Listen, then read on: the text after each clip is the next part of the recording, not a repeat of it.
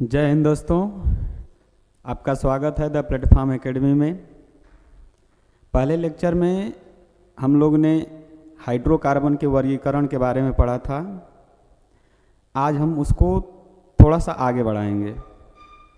आगे बढ़ाने का मतलब ये है कि एल्केन, एल्कीन और एल्काइन, इन तीनों को पढ़ने के बाद अब हम क्या करेंगे, इनका IUPAC नाम पद्धति पढ़ेंगे। IUPAC नाम पद्धति पढ़ने से पहले एक छोटा सा और टॉपिक है, उसको पढ़ लेते हैं, फिर आगे की शुरुआत करेंगे। तो आइए शुरुआत करते हैं उसके आगे से। देखिए, उसके बाद हमको एक छोटा सा टॉपिक पढ़ना है जिसका नाम है एल्किल समूह। ये एल्किल समूह क्या होता है, क्योंकि IUPAC नाम में इसका रोल बहुत ज़्यादा है। तो देखिए एल्किल समूह क्या होता है। आप लोगों ने कल कह लीजिए या फिर जो पहला लेक्चर था उसमें हम लोगों ने देखा कि एल्केन किसे कहते हैं। एल्केन में आपको बताया था कि एल्केन वह हाइड्रोकार्बन होता है जिसमें कार्बन कार्बन के मध्य एकल आबंध उपस्थित होता है।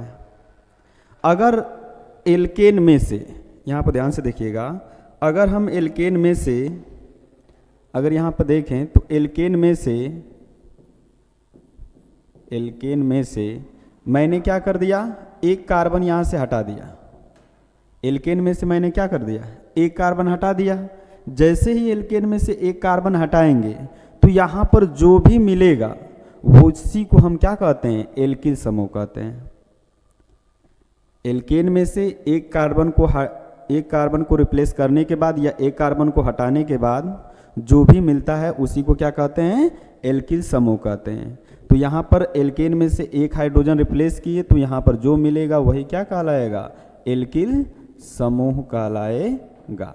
अब इसको परिभाषित करने के लिए क्या कह सकते हैं कि एल्किल समूह वह समूह होता है जो एल्केन में से एक हाइड्रोजन को रिप्लेस करने के बाद आता है। अर्थात यहाँ पर अगर एल्केन का एक एग्जाम्पल लूँ, जैसे मान लीजिए मैंने पहला ही ले लिया जिसका नाम क्या है, CH4, जिसको क्या कहते हैं, मेथेन कहते हैं। अब मेथेन में से एक हाइड्रोजन को हमने रिप्लेस कर दिया, तो यहाँ जैसे ही एक हाइड्रोजन को रिप्लेस करेंगे तो यहाँ पर क्या मिलेगा, CH3 मिलेगा। क्या मिलेगा, CH3। अब यहाँ पर एक मैंने बांड बना दिया है, बांड कह लीजिए, या फिर एक मैंने क्या कर लिया, इसकी संयोजकता खाली छोड़ दिया। अब ये संयोजकता खाली छोड़ने का मतलब क्या है, क्योंकि ऊपर देख रहे हैं कि ये समूह लिखा है और समूह का मतलब होता है जाकर किसी न किसी श्रृंखला से जुड़ना। तो एल्किल समूह में क्या होगा, एल्किल समूह जाकर किसी कार्बन की लंबी श्रृंखला से जुटेगा। अर्थात कहने का मतलब ये है कि यहाँ पर देखिए एल्केन में जो कार्बन था ये 4 बांड से 4 हाइड्रोजन द्वारा जुड़ा था, 4 बांड से 4 हाइड्रोजन द्वारा जुड़ा था। अब इसी चारों हाइड्रोजन में से एक हाइड्रोजन को मैंने क्या कर लिया, रिप्लेस कर दिया। जैसे ही एक हाइड्रोजन रिप्लेस करेंगे तो बताइए बांड खाली हो गया कि नहीं हो गया। अब ये तीनों मिलकर क्या कहला है, CH यहाँ पर है, H यहाँ पर है, H यहाँ पर, यानी टोटल ये क्या है, CH3 है, और ये बांड हमारा क्या हो गया, खाली हो गया। तो यहाँ से देख रहे हैं कि एक बांड खाली हो गया और यहाँ पर CH3 मिल गया। तो ये जो CH3 मिला है इसी को हम क्या कहेंगे, एल्किल समूह कहेंगे। जैसे में एल्केन यहाँ पर दिख रहा है जो CH4, एल्केन के अनुसार एक कार्बन का इसका नाम क्या होगा, मेथेन होगा। कल ही उस दिन पढ़ा था हम लोग ने कि एल्केन में अगर एक कार्बन है उसका नाम मेथ होता है, एन लगा देंगे तो मेथेन बन जाएगा। 2 रहेगा तो एथ होता है, और एथ में एन लगा देंगे तो क्या बन जाएगा, एथेन बन जाएगा। सेम उसी प्रकार जैसे एल्केन के अनुसार ये मेथेन है, जैसे यहाँ पर देखा जाए तो ये एल्केन के अनुसार क्या है, इसका नाम मेथेन है, इसका नाम मेथेन है। अब यहाँ पर देखिए एल्किल के अनुसार इसका नाम क्या हो जाएगा, इसका हो जाएगा मेथिल। क्या हो जाएगा, मेथिल। तो यह एक मेथिल समूह है जो जाकर किसी कार्बनिक श्रृंखला में जुड़ता है। अब यहाँ आगे देखिए, जैसे मान लीजिए एक कार्बन के लिए मैंने एल्केन का नाम लिखा मेथेन, वैसे ही 2 कार्बन के लिए क्या लिख सकते हैं, 2 कार्बन के लिए लिख सकते हैं क्या, C2H6। क्या लिख सकते हैं, C2H6, और C2H6 में से एक हाइड्रोजन आप कम कीजिए।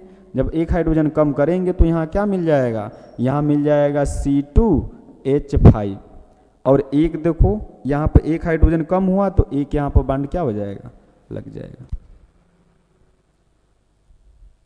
जब एक हाइड्रोजन कम हुआ तो एक बांड खाली हो गया, और जब एक बांड खाली हुआ तो ये किसका काम कर रहा है, एक समूह का काम कर रहा है, और ये जाकर किसी न किसी श्रृंखला से जुटेगा, इसलिए इसका नाम क्या हो गया, एल्किल समूह। जैसे ऊपर वाले में एल्किल समूह का नाम क्या था, मेथिल, वैसे इसका नाम क्या हो जाएगा, इसका नाम हो जाएगा क्या, एथिल। क्या नाम हो जाएगा, एथिल। अब वैसे ही आप चाहोगे तो 10 का जो लिखे थे हम लोग वैसे आराम से आप लिख सकते हो। जैसे मान लीजिए तीसरा आपका क्या हो गया, तीसरा आपका हो गया C3H, और 3 दूना के 6 और 2 8, C3H8। इसको क्या कहते हैं बताइए, जैसे इसको कहते थे क्या, एथेन, उसी प्रकार इसको क्या कहते हैं, प्रोपेन, उसी प्रकार आगे क्या लिखेंगे, ब्यूटेन, इसी तरह पेंटेन,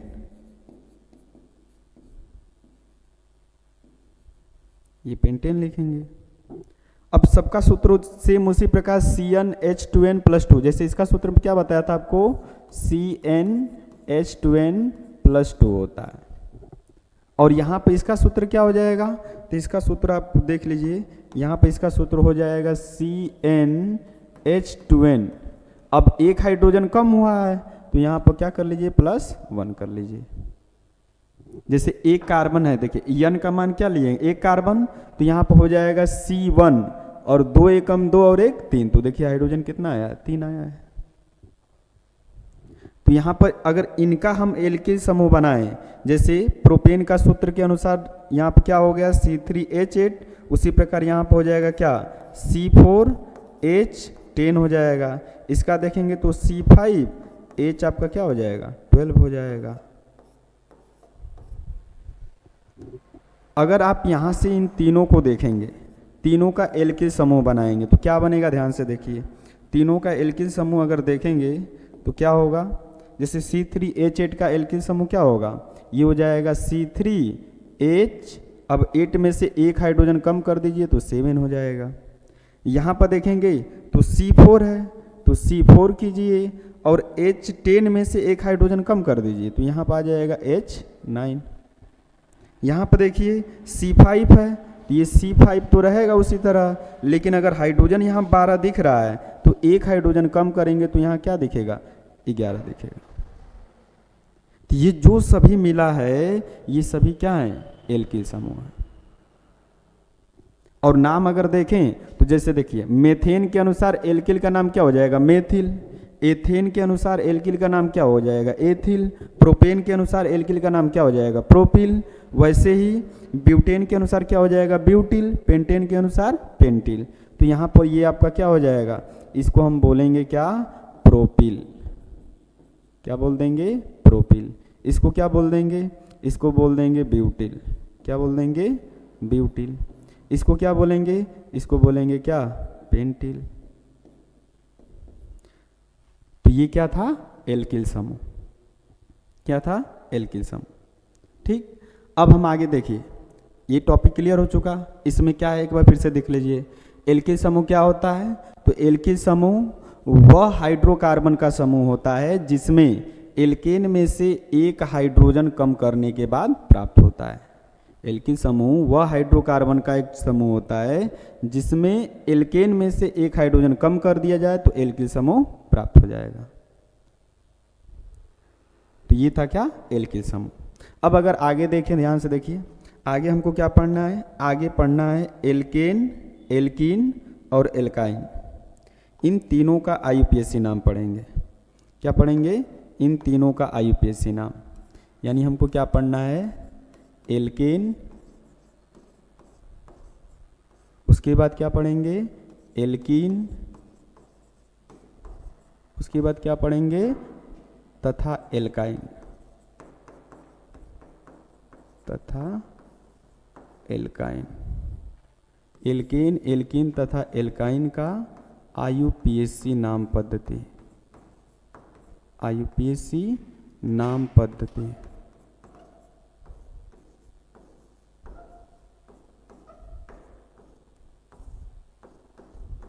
आईयूपीएसी नाम पद्धति। एल्केन, एल्कीन तथा एल्काइन का आईयूपीएसी नाम पद्धति। अब आईयूपीएसी नाम पद्धति पढ़ने से पहले हमको क्या करना है, इसमें कुछ रूल्स दिए गए हैं। उन रूल्स को पहले हम क्या करेंगे, जानेंगे। उसके बाद इन तीनों जो एल्केन, एल्कीन, एल्काइन आए हैं, इन तीनों से संबंधित हम आईयूपीएसी नाम सबका क्या करेंगे, कवर करेंगे। जैसे में मान लीजिए एल्केन, एल्कीन तीनों का एक साथ पढ़ रहे हैं, तो उसमें आपको क्या जानना पड़ेगा, आपको सबसे पहले रूल ध्यान देने पड़ेंगे। जैसे रूल से देखिए, मान लीजिए मैंने एक रूल्स दिया, रूल नंबर 1,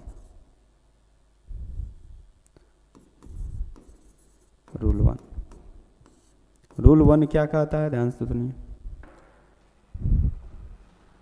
देखिए यहाँ पर आईयूपीएसी नाम पद्धति का मतलब ये है कि अगर एल्केन एक सिंपल एल्केन है, जैसे मान लीजिए मैंने बोल दिया क्या, C4H10, तो उसमें उसका नाम आपने जाना था ब्यूटेन होता है।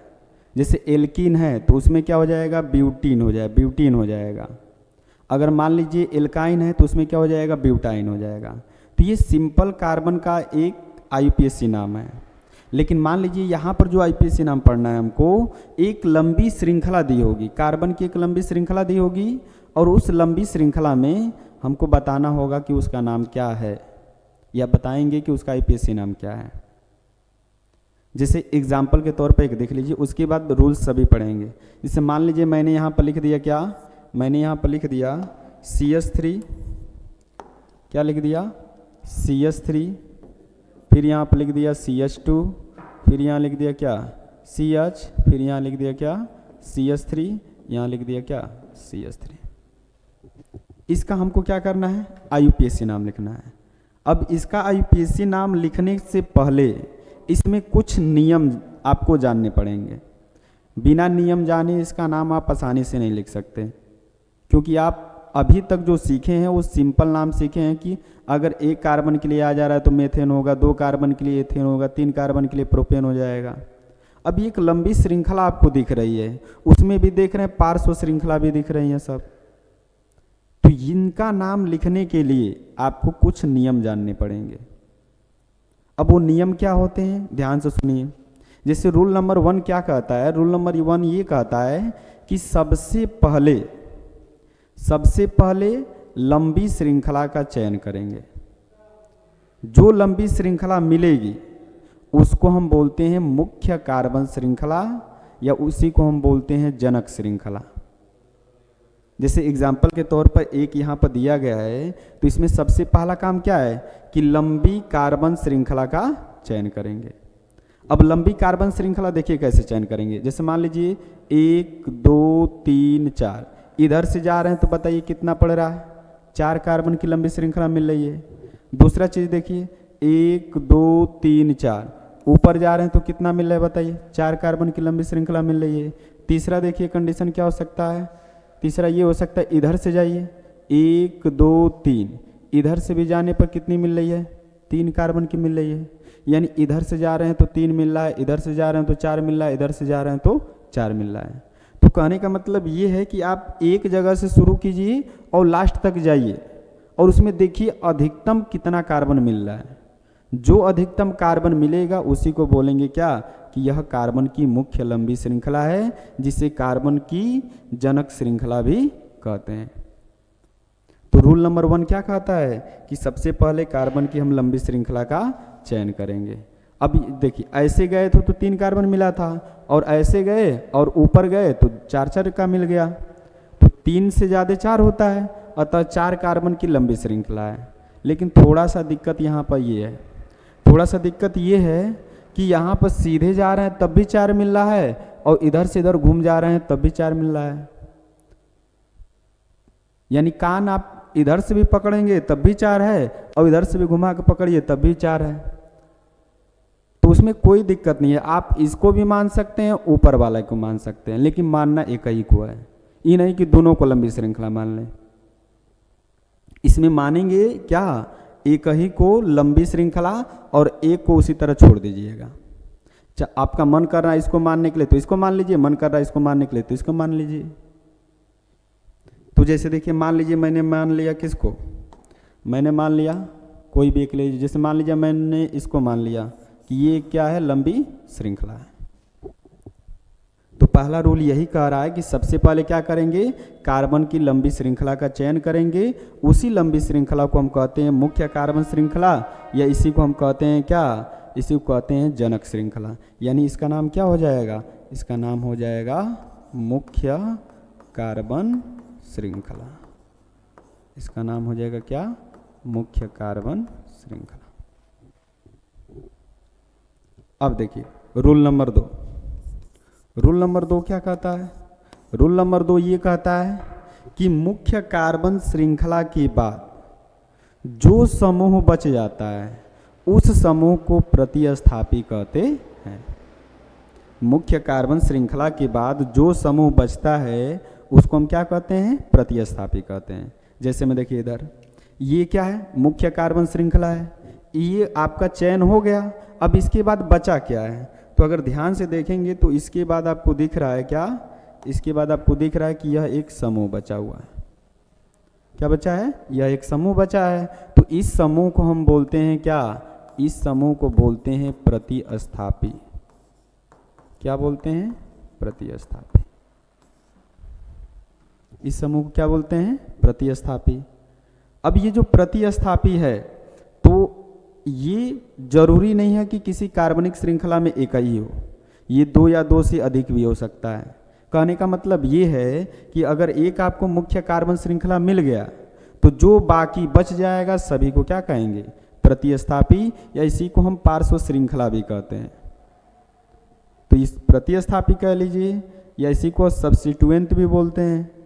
तो इंग्लिश में सब्स्टिट्यूएंट या हिंदी में कहेंगे प्रतिस्थापी।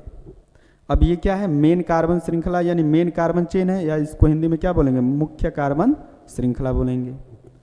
अब रूल नंबर 2 खत्म हो गया। अब रूल नंबर 2 जैसे खत्म हो गया तो रूल नंबर 3 देखिए क्या है।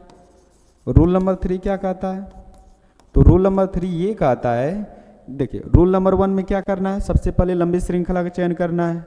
रूल नंबर 2 में क्या करना है, रूल नंबर 2 में ये कहता है कि लंबी श्रृंखला के बाद जो बच जाएगा उसको क्या कहेंगे, प्रतिस्थापी कहेंगे। अब रूल नंबर 3 क्या कहता है, रूल नंबर 3 ये कहता है कि अगर मुख्य कार्बन श्रृंखला मिल गया, प्रतिस्थापी मिल गया, तो उसके बाद क्या करेंगे, उस मुख्य श्रृंखला का हम अंकन करेंगे। क्या करेंगे, अंकन करेंगे। अब अंकन कैसे करेंगे, तो उस अंकन के लिए भी 2 अलग रोल होते हैं, 2 नहीं ज़्यादा होते हैं, लेकिन आपको उतना ही बताया जाएगा जितने से काम चल जाए। जैसे देखिए यहाँ पर रूल नंबर 2 ये कहता है, 2 तो हो गया, 3 ये कहता है कि अगर प्रतिस्थापी मिल गया तो अंकन आपको करना है। किसका अंकन करना है, मुख्य कार्बन श्रृंखला का। अब मुख्य कार्बन श्रृंखला ये है, अब मुख्य कार्बन श्रृंखला ये है तो इसके अंकन करने के 2 साइड हैं, या तो इधर से कीजिए या फिर आप इधर से कीजिए, या फिर आप क्या कर सकते हैं, इंग्लिश में बोल सकते हैं इसको लेफ्ट राइट, और इसको क्या बोल देंगे, लेफ्ट साइड, और इसको बोल देंगे राइट साइड। तो देखिए अंकन कैसे करेंगे, कौन सा अंकन सही होगा। अंकन का मतलब होता है नंबरिंग करना, कि मतलब किस कार्बन को 1 स्थान देंगे, किस कार्बन को 2 स्थान देंगे, किस कार्बन को 3 स्थान देंगे, किस कार्बन को 4 स्थान देंगे। और वो नंबरिंग 2 साइड से कर सकते हैं, एक लेफ्ट साइड है और एक राइट साइड है। तो मान लीजिए, जैसे मान लीजिए मैं यहाँ से कर रहा हूँ 1, इसको 2, इसको 3 और इसको 4, इधर से काउंट कर रहा हूँ तो इस कार्बन को 1 स्थान आया, ये 2, ये 3 और ये 4।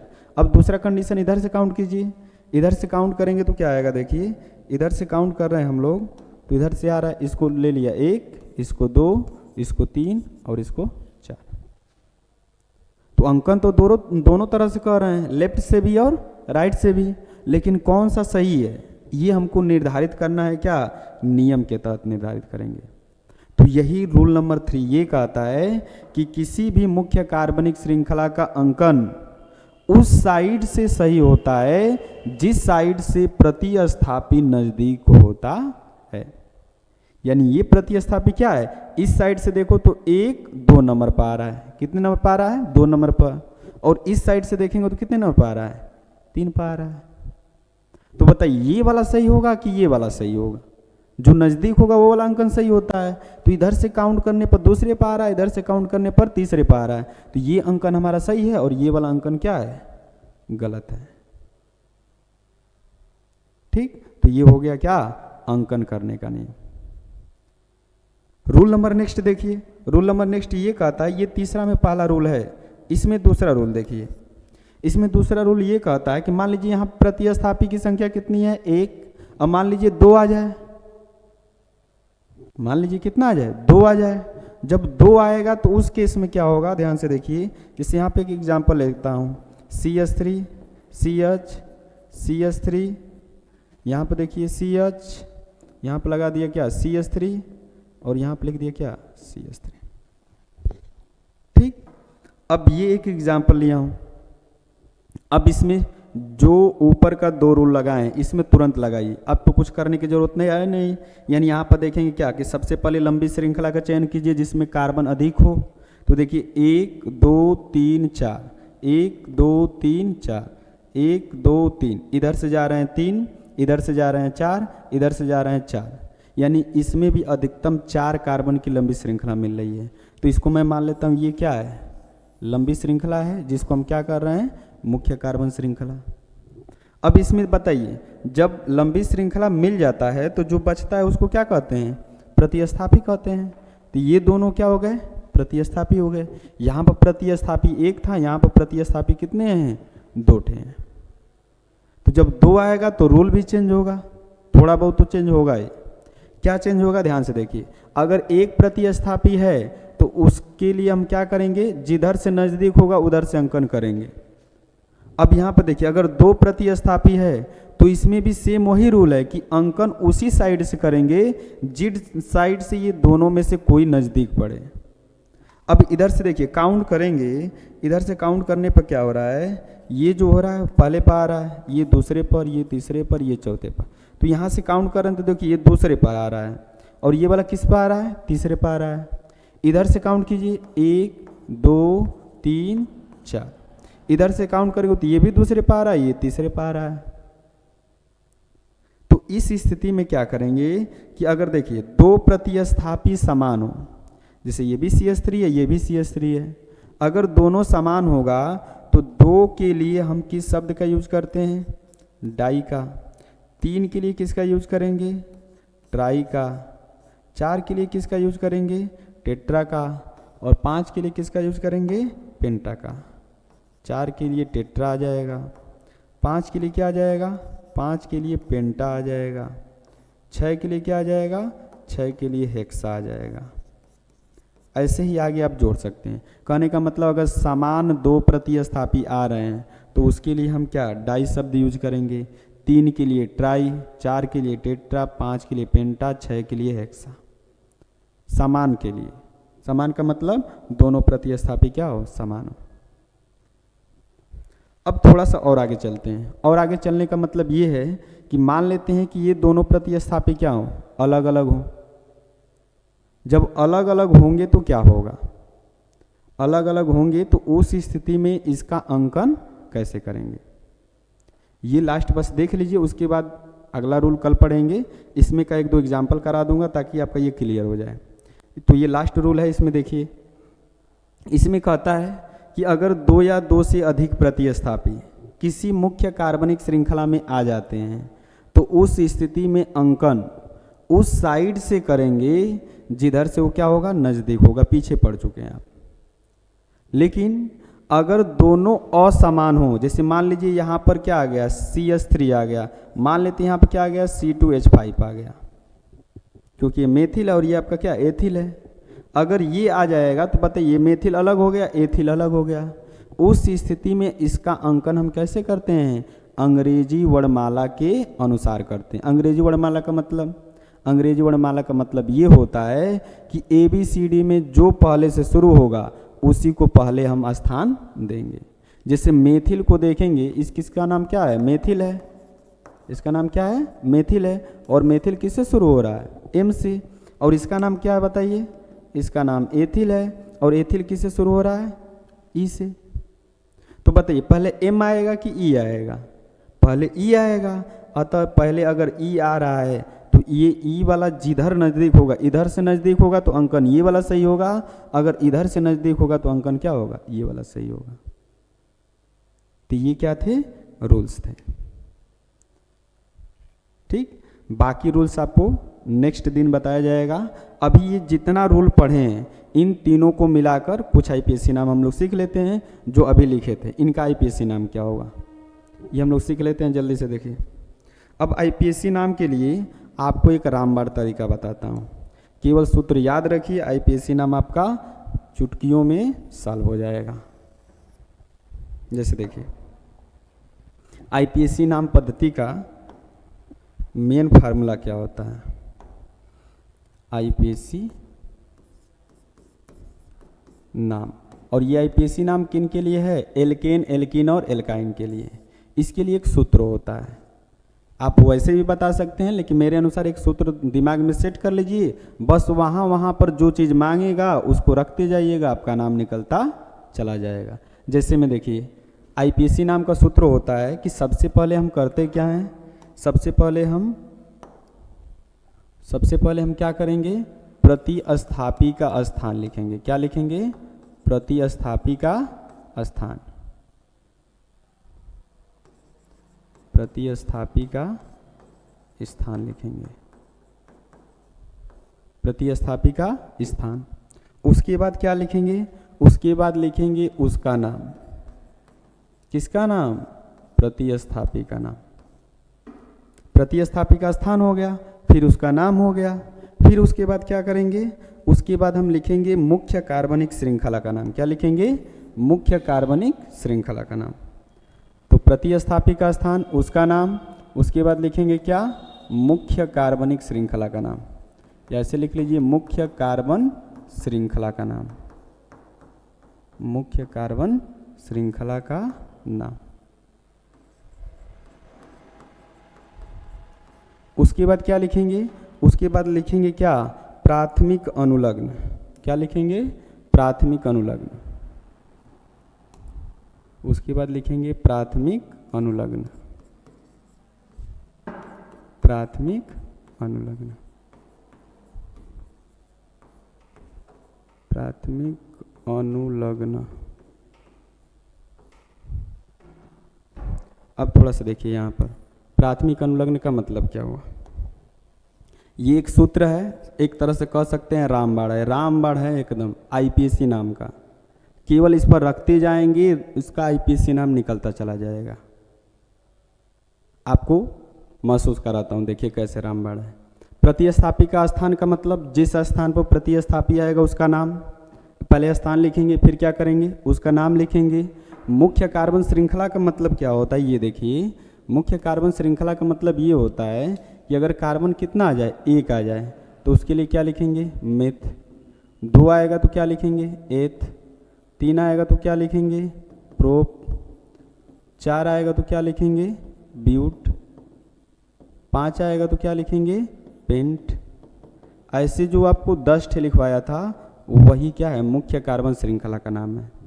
अनुलग्न का मतलब ये है कि अगर कार्बन कार्बन के मध्य सिंगल बॉन्ड आ जाए तो यहाँ पर एन अनुलग्न का प्रयोग करेंगे। अगर कार्बन कार्बन के मध्य क्या आ जाए? डबल बॉन्ड आ जाए तो यहाँ पर क्या करेंगे? इन अनुलग्न का प्रयोग करेंगे। अगर कार्बन कार्बन के मध्य क्या आ जाए? ट्रिपल बॉन्ड आ जाए तो यहाँ पर हम क्या करेंगे? आइन अनुलग्न का प्रयोग करेंगे। ये रूल कहता है। अब इसको कैसे यूज करेंगे, कैसे इसका प्रयोग करेंगे, वह चीज़ ध्यान से देखिए। जैसे मान लीजिए अभी जो एग्जाम्पल लिखा था उसी को लिखते हैं। एग्जाम्पल क्या लिखा था देखिए, किसको ले लूँ? चलिए इसको ले लेते हैं। एग्जाम्पल देखते हैं। एग्जाम्पल क्या था? CH3 CH3। यहाँ पर क्या था? CH3 और ये CH2। ये एग्जाम्पल में पहला लिया गया था। अब देखिए जो रूल्स बताया हूँ उसी रूल्स का यहाँ प्रयोग करेंगे, आईपीएससी नाम आपका निकल जाएगा। पहला रूल क्या है कि सबसे पहले लंबी श्रृंखला का क्या कीजिए, चयन कीजिए। तो भैया चयन करो, 1 2 3 4, ये क्या हो गया, लंबी श्रृंखला हो गया। दूसरा रूल क्या कहता है, जो लंबी श्रृंखला मिल जाएगा उसके बाद जो बचेगा उसको क्या कहते हैं, प्रतिस्थापी कहते हैं। तो ये क्या हो गया, प्रतिस्थापी। और तीसरा रूल क्या कहता है, तीसरा रूल ये कहता है कि जो लंबी श्रृंखला मिला है, मुख्य श्रृंखला जो मिला है उसका अंकन करेंगे। अंकन किस साइड से करेंगे, जिधर से प्रतिस्थापी क्या होगा, नज़दीक होगा। तो इधर से ये नज़दीक है क्योंकि इधर से देखो 1 2 3 4, इधर से करने पर 2 ही पर आ रहा है, और इधर से करेंगे तो देखिए 3 पर आएगा, तो ये नज़दीक नहीं होगा, यानी अंकन इसका ये वाला क्या है, सही है। ये 3 काम होने के बाद तुरंत यहाँ पर चले आइए। अब तुरंत आने का मतलब देखिए इसका नाम कैसे लिखाएगा, इसका नाम क्या हो जाएगा, ध्यान से देखिए। जैसे मान लीजिए क्या है, प्रतिस्थापी का स्थान, तो ये बताइए क्या है, यही तो प्रतिस्थापी है, ये क्या है, प्रतिस्थापी है। और इस प्रतिस्थापी का स्थान बताइए कितने नंबर पर आया, 2 पर, तो यहाँ पर लिखेंगे क्या, 2। उसके बाद क्या लिखा है बताइए, प्रतिस्थापी का स्थान, उसके बाद उसका नाम। अब नाम कह दिया तो बताइए CH3 का नाम क्या है, तो CH3 का नाम देखिए इधर आपको बताया हूँ, देखिए CH3 का नाम क्या है, मेथिल। C2H5 का नाम क्या है, एथिल। तो CH3 का नाम मेथिल है, तो यहाँ पर क्या हो जाएगा, देखिए इसका नाम लिखेंगे क्या, मेथिल। क्या लिखेंगे, मेथिल। तो ये हो जाएगा 2 मेथिल। अब देखिए जब अंक के बाद शब्द लिखते हैं तो बीच में हाइफन चिन्ह लगाते हैं। क्या लगाते हैं, हाइफन। जब कोई अंक हो उसके बाद कोई शब्द लिखिए तो बीच में क्या लगाएंगे, हाइफन लगाएंगे। अब देखिए क्या है, तो देखिए प्रतिस्थापी का स्थान 2 हो गया, उसका नाम क्या हो गया, मेथिल। उसके बाद मुख्य कार्बन श्रृंखला का नाम, मुख्य कार्बन श्रृंखला कितने हैं बताइए, तो देखिए 1 2 3 4, यानी मुख्य कार्बन श्रृंखला में कितने कार्बन, 4 ठे कार्बन। 4 कार्बन के लिए नाम क्या है, ब्यूट। तो यहाँ लगा देंगे क्या, ब्यूट। उसके बाद क्या लिखा है बताइए, प्राथमिक अनुलग्न। देखिए कार्बन कार्बन के मध्य में कौन सा बांड दिख रहा है, सिंगल बांड, और सिंगल बांड के लिए अनुलग्न क्या है, एन। तो यहाँ पर लगा देंगे क्या, एन। तो ब्यूट में एन जोड़ देंगे तो क्या बन जाएगा, ब्यूटेन। और यही हो जाएगा क्या, IUPAC नाम। बस ऐसे ही आपको हल करना है, इस सूत्र का प्रयोग कीजिए और जो जो कह रहा है वो काम कीजिए, आपका एक भी IPSC नाम गलत नहीं होगा। जैसे इसी के नीचे एक और आपको एग्जाम्पल दिया था, आपको याद होगा। दूसरा एग्जाम्पल इसका क्या दिया था मैं, देखिए दूसरा एग्जाम्पल इसका ये दिया गया था, ये पहला था। दूसरा क्या दिया था मैं, यहाँ पर दिया था CH3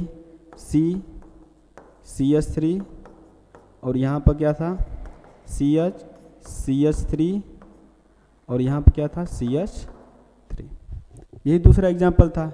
इसमें बताया था 1 2 3 4, यानी मुख्य कार्बन श्रृंखला कितने की मिल रही है, 4 कार्बन की। तो ये जो बच जाएगा ये दोनों क्या हो जाएंगे बताइए, ये दोनों हो जाएंगे क्या, प्रतिस्थापी। अब इसका हम क्या करेंगे, नाम लिखेंगे। नाम कैसे लिखेंगे, ध्यान से देखिए। तो IPSC इसका नाम क्या हो जाएगा, इसका IUPAC नाम, ये IPSC नाम क्या हो जाएगा, ध्यान से देखिए।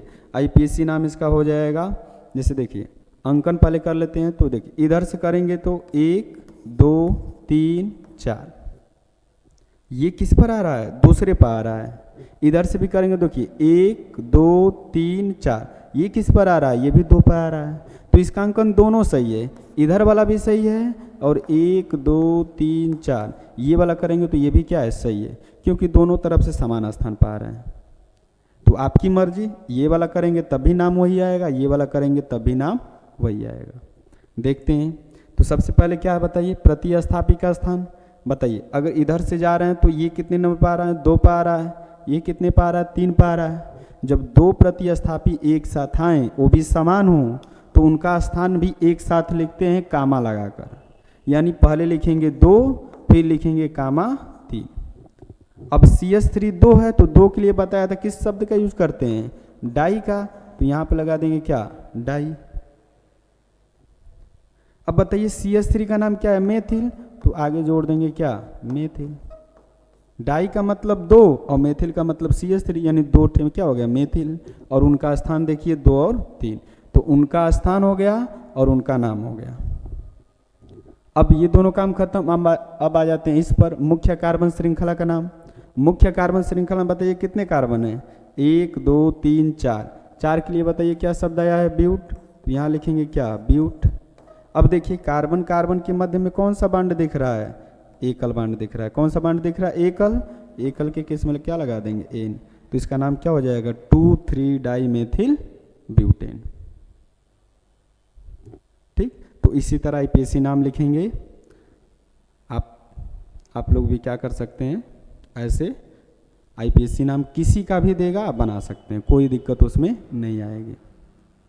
ठीक ना, तो आज के लिए इतना ही रहने देते हैं, या फिर कुछ और काम कर लेते हैं।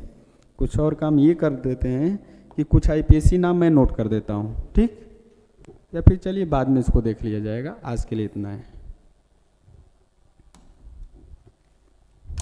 ठीक ना। तो आज के लिए इतना ही, जय हिंद। और बताने की ज़रूरत है नहीं क्या करना है आपको, लाइक शेयर सब्सक्राइब सब कुछ कर डालिए। आपको ऐसे ही बढ़िया बढ़िया लेक्चर मिलता रहेगा, बस अपना प्यार दिखाते रहिए, बाकी उत्साह मेरा बढ़ता रहेगा। तो ऐसे आपको बढ़िया से बढ़िया लेक्चर, एक से एक कंटेंट ऐसा दिया जाएगा जो आपको आगे बहुत काम करेगा। जय हिंद, जय।